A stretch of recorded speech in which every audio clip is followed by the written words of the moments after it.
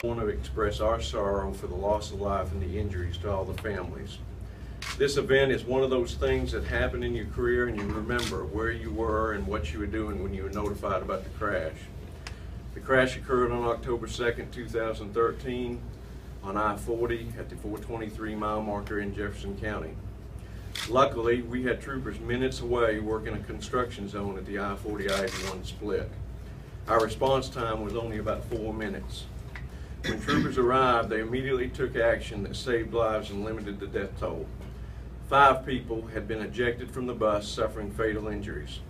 Soon after our arrival, support units from Jefferson County EMA and EMS and the Sheriff's Department began to arrive and assist with various activities that helped the investigation and were vital to the treatment and the care of the victims.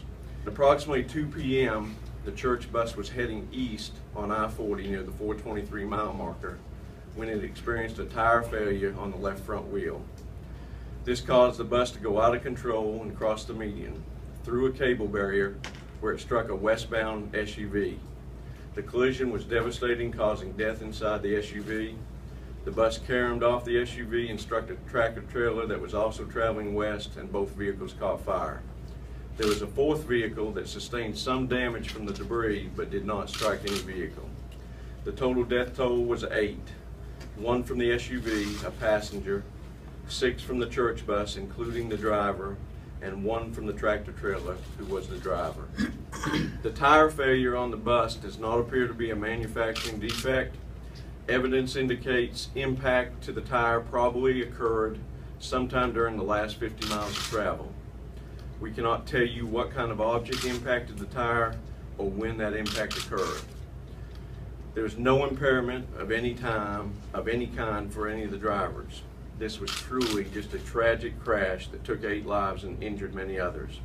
It's one of those incidences that impact the victims and all the first responders for years to come. I thank you all. The questions have been asked, many questions have been asked. There will be no grand jury investigation. There is no criminal acts have been committed in this terrible crash. It was a tragic crash. A very terrible tragic crash. Thank you. So it was something that happened on the road, not something that the driver should have caught during that, pre-inspection. That's correct, ma'am. The tire, we feel like he probably hit an object in the road, perhaps a pothole. We know he went through a construction zone. There was a very clear indication of an impact to the tire that caused the damage, though. A little bit about, people ask, why does it take 6 months? Explain that to me. A lot of the time is for the analysis of the blood from the drivers. The lab takes quite a bit of time to do drug analysis, alcohol analysis, things like that.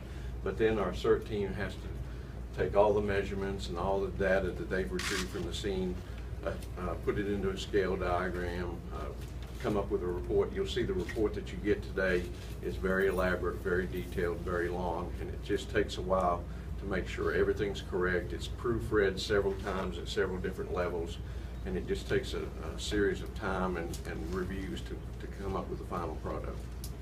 Again, we express our sympathies and condolences to the victims, and we hope that this never happens again in Tennessee. Thank you.